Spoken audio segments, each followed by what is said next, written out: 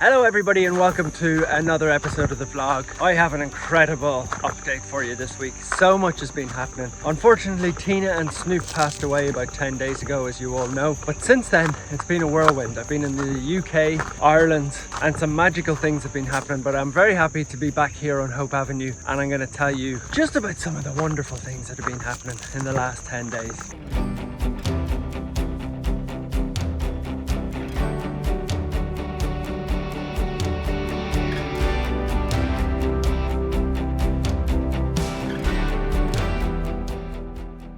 So one of the biggest questions I think everybody would have is how I'm feeling after Tina and Snoop. And to be honest, the answer is I'm not doing too badly at all. I think going to the UK and Ireland was a wonderful distraction. And in some ways, when you lose a dog, it is tough, but I knew it was coming for both of them. So I was actually prepared for it, and I was quite stressed for months really, because I knew it was happening. So I know this sounds weird, but it was a relief in some ways. Like, Snoop was suffering at the end, and he sort of took the decision out of my hands.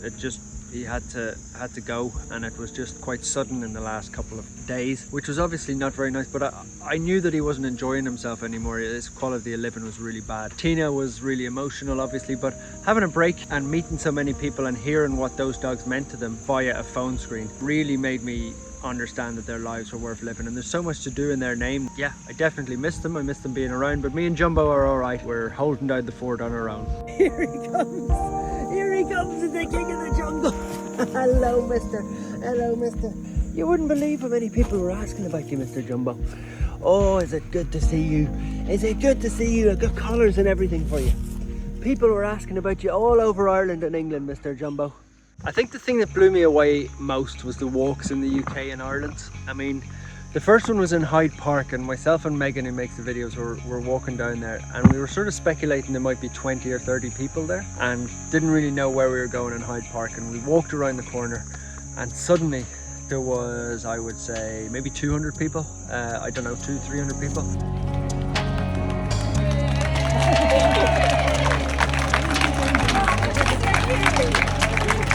It was just remarkable. I was kind of blown away and speechless. I thought it would be friends and family, and you know, a couple of people I sort of knew. So for random people to come out and support the dogs and support the mission was just I can't even explain how much of a smile I put on my face. Same in Manchester. It was a place where Snoop and I used to walk, and I used to suffer from depression when I was there. I used to walk around and around. Same in Ireland, actually, Phoenix Park, me and Snoop.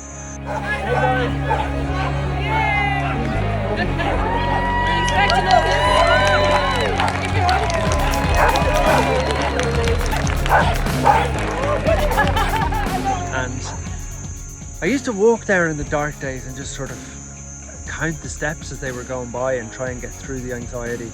And so to be back there and to see like hundreds of people in Manchester, I don't know how many was there in Phoenix Park. It might have been 1,000, but I think that might be like, I don't know. Somebody will maybe count the video and tell me, but there was a lot of people. For me, a walk is what I would always do if I'm suffering from depression or anxiety. Sometimes depression is so bad that you can't even go for a walk, but I always tell anybody who's suffering, if you can just somehow pull the curtains back and get out there and go for a walk, it changes everything. So that's why for me the walks were really special. I'd been there in dark times in those very, very spots. So to be back there when the sun was shining and to see so many people coming out and supporting, and so many dogs and wagging tails, was just miraculous really.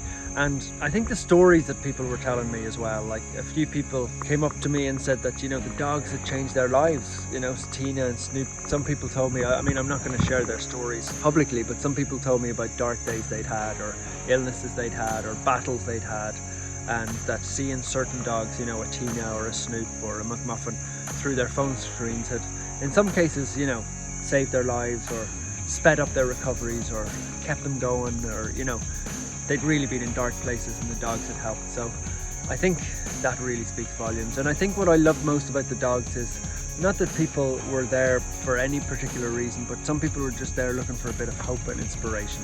And I think they got it, not just from, you know, talking to each other was what I saw. I just saw people, like-minded people, so nice, talking to each other. Some people even messaged me and said, look, they weren't brave enough to come up and say hello, which would probably be me, in fairness, if I was going to one of those things.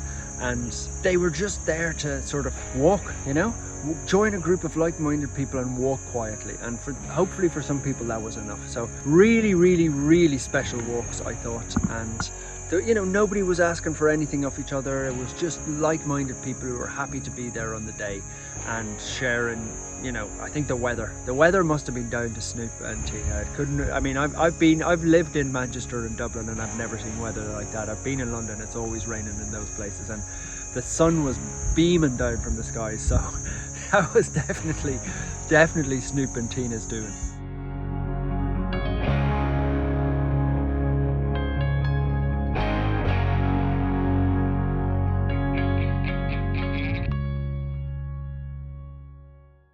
Now I'm out here with Jumbo. He's fascinated by Tina. Look at him. It's Tina, but Jumbo. It's a lovely smell, isn't it? So I wanted to tell you about some of the gifts that people gave me. Really unbelievable gifts. This one, as you can see, is a little felt version of Tina. That's a lovely lady made for me in Manchester. Apparently, this is hours and hours of work. I mean, you can see just how lifelike it is. She came with her own little tennis ball, and people gave me so many gifts that I actually had 5 suitcases full that have to be sent over to me in the coming weeks. What I love the most though is all the little drawings from kids. I brought some of them home with me, some of the most special ones, as I could read them on planes. I was inundated with gifts, and what I love about it is none of the gifts were expensive at all, apart from maybe Derek's little name tag. He got a gold-plated name tag, which is just beautiful. But none of the gifts were necessarily expensive, but I came home with 5 suitcases of gifts from the heart. If you could read some of the stuff that people had written, from kids talking about specific dogs, the little felt Tina, I mean, I can't explain what that means to me. I'll take that away with me to my grave. I've never seen a more lifelike version of Tina. I had t-shirts, I had cards, I had chocolate bars, Tina paintings, stuff like that. People had come from all over. People came from all over the different countries. One person came from Cornwall to Liverpool, which is like an 8-hour drive. A lovely lady came from Germany. People came from all over Ireland, but they came with gifts that they just make your heart sing. And they're not gifts for me, they're gifts that I put at the land, and they're gifts for everybody. That's, you know, people can read the cards, people can just absorb the pure happiness that people shared. And that for me is majestic. People spending time sitting down, writing letters and writing cards and making toys and stuff for the street dogs, an individual, you know, a collar for Buster and a bandana for Derek.